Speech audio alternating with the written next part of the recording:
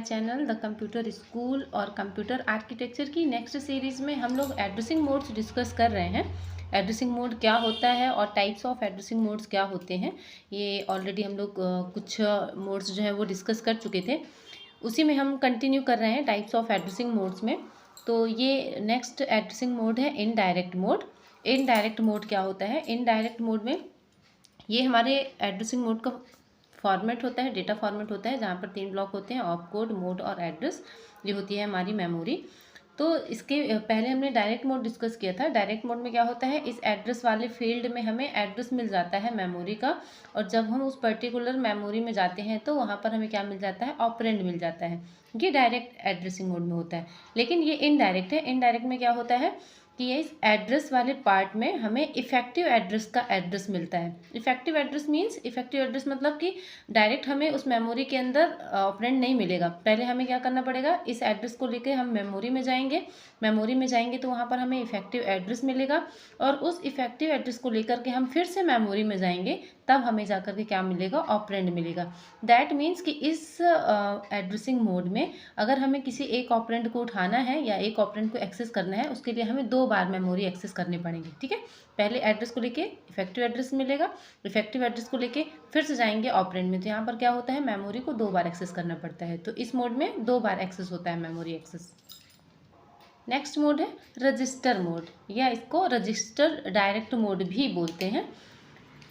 इस particular format में क्या होता है, यहाँ पर 3 ब्लॉक हैं, सेम, ऑपकोड, मोड, एड्रेस। इस एड्रेस वाले फील्ड में क्या होता है, हमें ये एड्रेस वाला फील्ड जो है वो एक रजिस्टर को डिनोट करता है, और उस रजिस्टर के अंदर हमें क्या मिलता है, ऑपरेंड मिलता है। That means register direct mode में एड्रेस जो है वो एक रजिस्टर को डिनोट करेगा, और उस रजिस्टर के अंदर हमें क्या मिलेगा, ऑपरेंड मोड। इसलिए इसे रजिस्टर डायरेक्ट मोड भी कहते हैं। नेक्स्ट एड्रेसिंग मोड है register indirect mode. Register indirect mode जो है वो इनडायरेक्ट मोड के जैसे ही होता है। जो ये एड्रेस वाला फील्ड होता है, इस एड्रेस वाले फील्ड में क्या होता है, हमें मेमोरी का इफेक्टिव एड्रेस मिलता है। तो क्योंकि ये रजिस्टर इनडायरेक्ट मोड है, इसलिए ये एड्रेस जो है वो क्या करेगा, पहले एक रजिस्टर को डिनोट करेगा। उस रजिस्टर के अंदर क्या मिलेगा, इफेक्टिव एड्रेस मिलेगा, और फिर उस इफेक्टिव एड्रेस को लेकर के हम मेमोरी में जाएंगे तो हमें मेमोरी के अंदर क्या मिलेगा, ऑपरेंड मिलेगा। तो ये होता है रजिस्टर इनडायरेक्ट मोड। इसमें ऑपरेंड को उठाने के लिए हमें कितनी बार मेमोरी एक्सेस करनी पड़ रही है, ओनली 1 टाइम। क्योंकि सबसे पहले एड्रेस से गए रजिस्टर में, रजिस्टर के अंदर मिलेगा इफेक्टिव एड्रेस, और फिर उस इफेक्टिव एड्रेस को लेकर के जाएंगे मेमोरी में, तो वहाँ पर मेमोरी में क्या मिलेगा, हमें ऑपरेंड।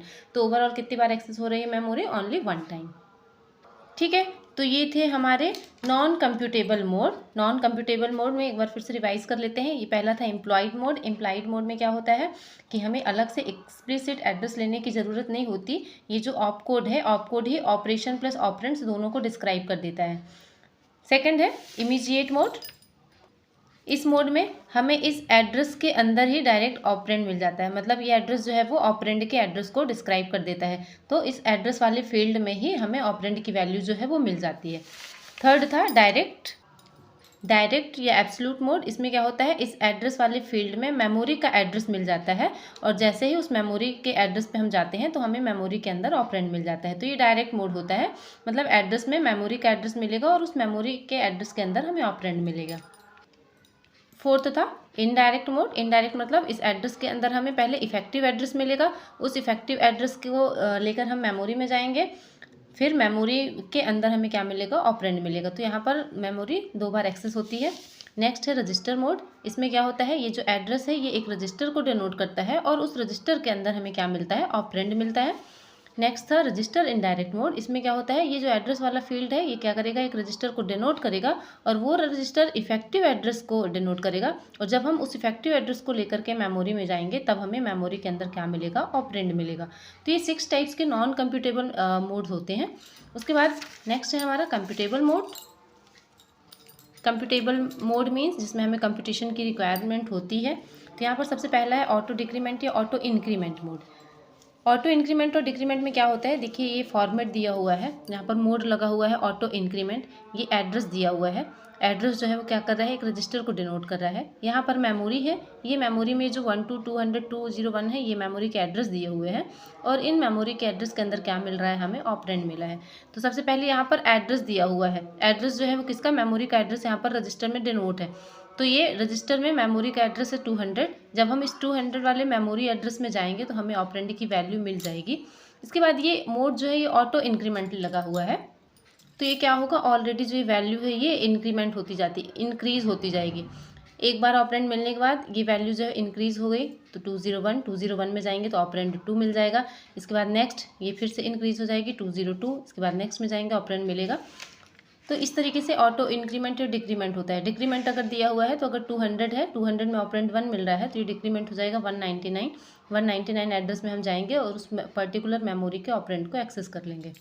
इसके बाद next PC relative mode. PC relative mode में क्या होता है कि यहाँ पर अगर हमें इफेक्टिव एड्रेस कैलकुलेट करना पड़ता है, उस पर्टिकुलर मेमोरी में ऑपरेंड को सर्च करने के लिए यहाँ पर इफेक्टिव एड्रेस कैलकुलेट करना पड़ता है। तो ये इफेक्टिव एड्रेस कैलकुलेट कैसे करते हैं, इसके लिए ये एक फार्मूला होता है effective address is equal to PC value plus address part value of instruction.